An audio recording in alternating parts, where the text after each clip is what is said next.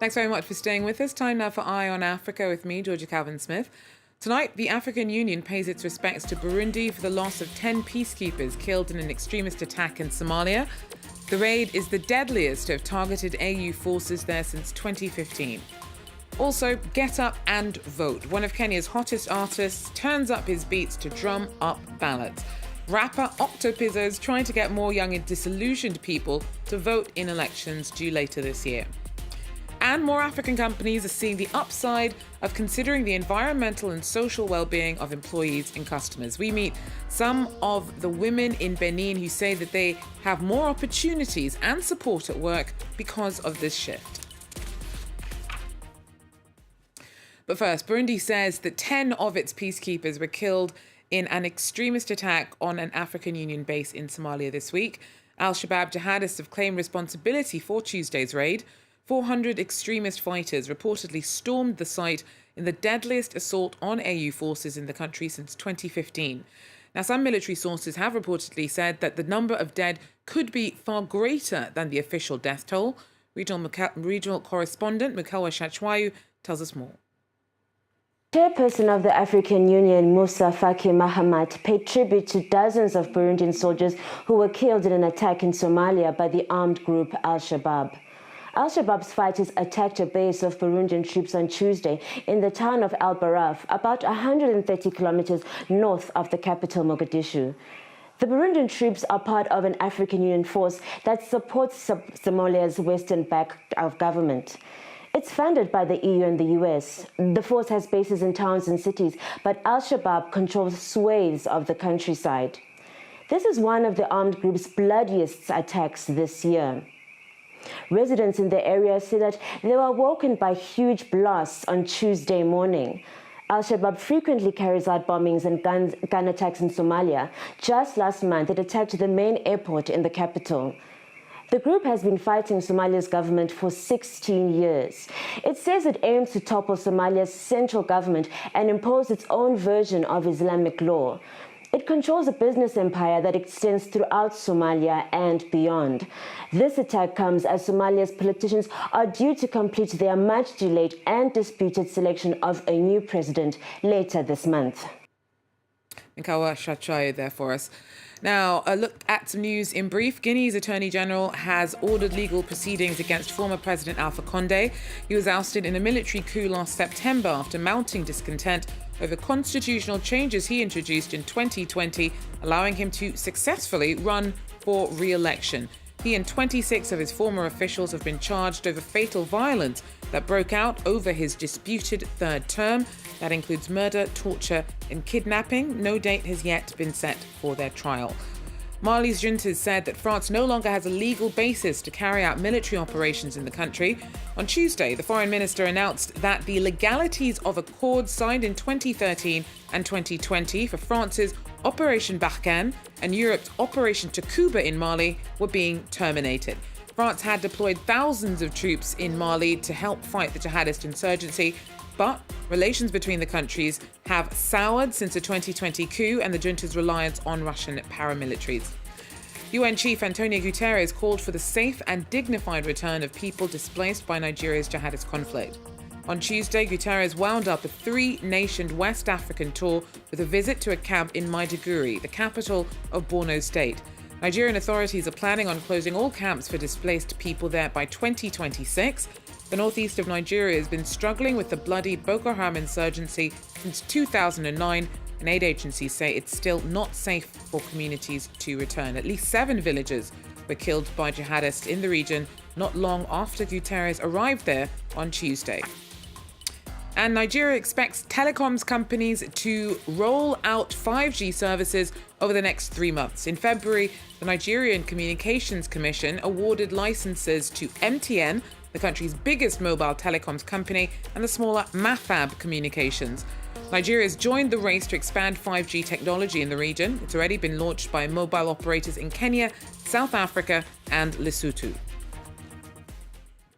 Now, a Kenyan rapper has started a campaign to inspire the country's young people to vote in upcoming presidential elections in August. Widespread political apathy has set in, and it is proving hard to shift. Many Kenyans are disillusioned with their leaders And despite rapper Octopizzo's best efforts, many say that they still won't be going to the polls come election day. Kimi Nedlek tells us more. Kenyan rapper Henry Ohanga, stage name Octopizzo, is on a mission. He's campaigning against voter apathy in the run-up to the Kenyan presidential elections and hopes his music will be a platform to reach the country's youth. For us, it's giving them the understanding that this is the power, the most power you'll ever have as a young person or as a registered voter, that you have a power to fire and hire. And that power has not been told to us. We just think, yeah, you go vote, you go home. They don't know, it's the biggest power you only have once every 5 years to choose to move this country in a different direction. But out of the around 500 people that attended this concert, only about 100 ended up registering to vote. It's a similar story across the country. Only 2.5 million new voters joined the electoral roll so far in the run-up to the August polls. Authorities had been aiming for 6 million by June. Many Kenyans are disappointed in their political system as living standards slip.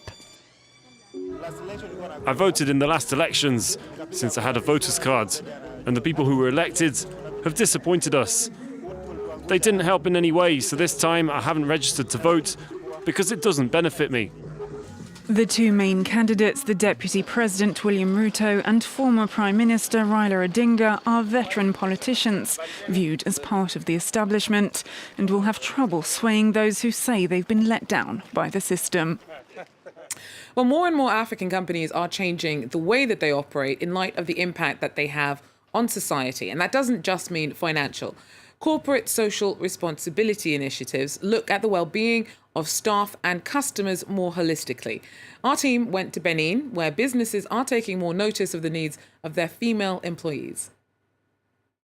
Every morning, Karel Sakbo drops off her 3-year-old daughter in a nursery that, unusually, is run on-site at the Beninese company where she works.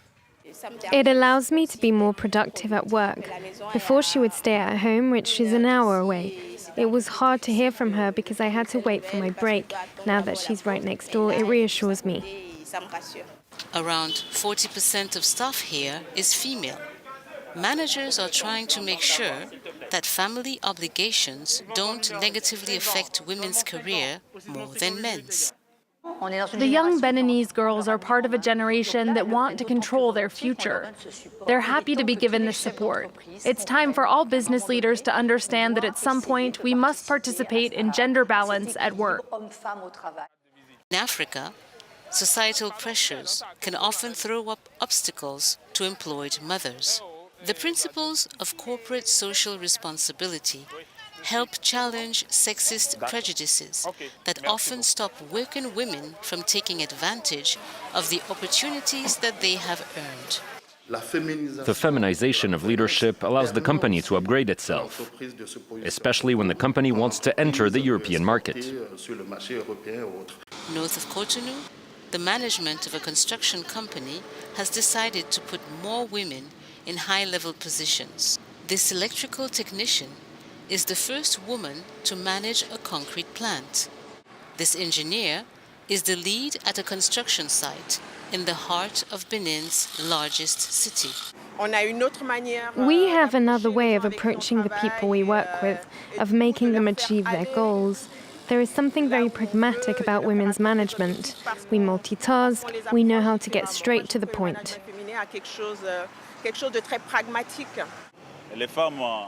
Women bring valuable input to the development of our economies.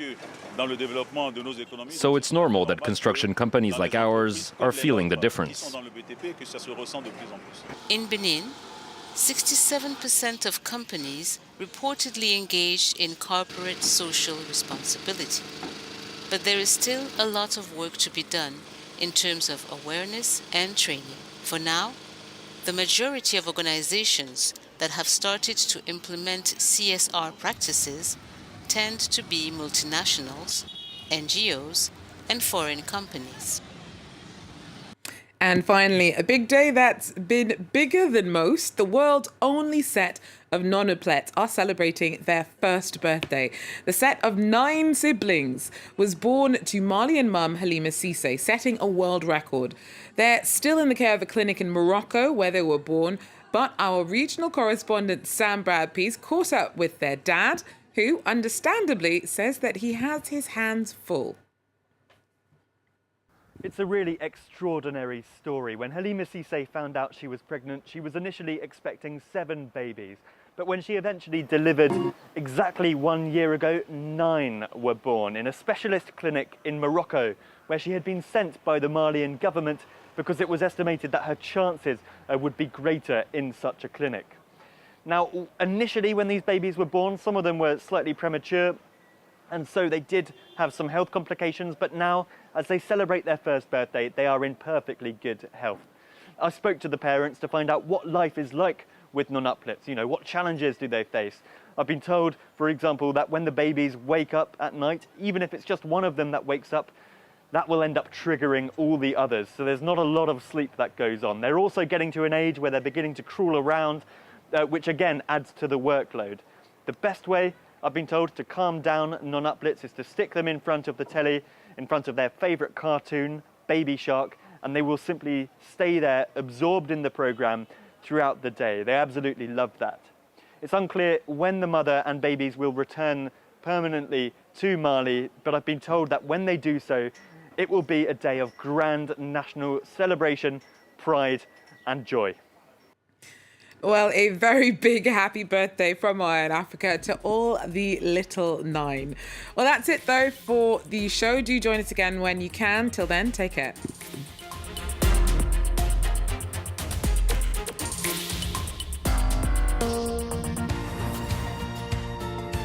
La Médina de Tripoli veut dire beaucoup pour les habitants.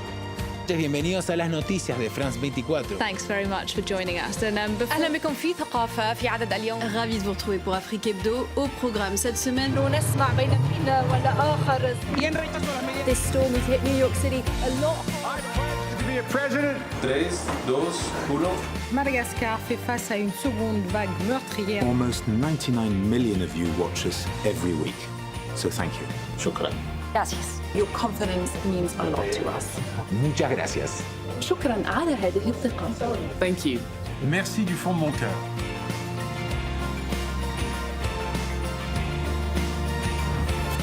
Liberté, égalité, actualité.